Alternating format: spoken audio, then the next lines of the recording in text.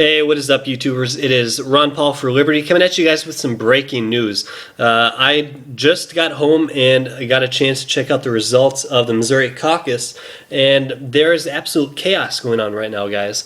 There's precincts going off of what the original primary vote was back in February about how people in different precincts are taking votes. They're saying, hey, do you just want to go off results that happened back in February, or do we want to go through this process again and vote again and try to get new delegates?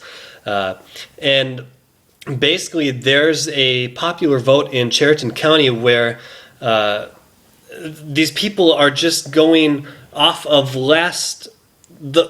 I don't even know what to call it, guys, but it was the beauty contest back in February where it wasn't really for anything, because even in an actual caucus, the actual voting doesn't matter. The percentages that come out don't matter. It's who the delegates actually are elected to, and then they are bound on the first ballot to, I guess, who they said they were going to support. But then when it comes to second ballot, they can then support whoever they choose. That's when Ron Paul has been really picking up a ton of delegates, and that was kind of their scheme and their plan on stuff like that. But now this article comes out on Drudge Report, and it talks about how a handful of Paul people wearing Paul t-shirts didn't even object to this new, I guess, temporary voted-in rule where they're just going to go off the percentages on what happened in February.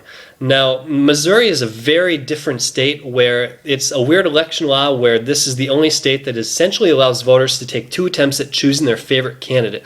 The first attempt came back in February, and everyone called it a beauty contest, but Santorum won that by about 30%.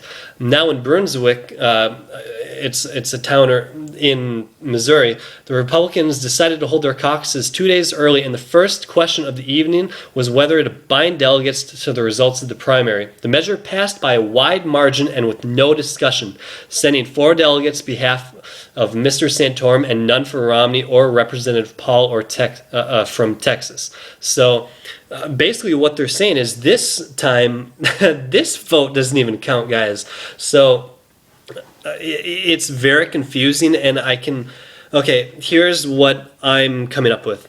This really is not a bad thing, because one, Santorum is in second place right now from what people have admitted to, at least in the media. Santorum is in second place for delegates. We don't know the actual delegate count because of caucuses. When there's so many non-binding caucuses, we don't know the actual count until it comes to August. But Romney is in the lead. He's in the mid to upper 400s. Santorum's in the 200s, right around there.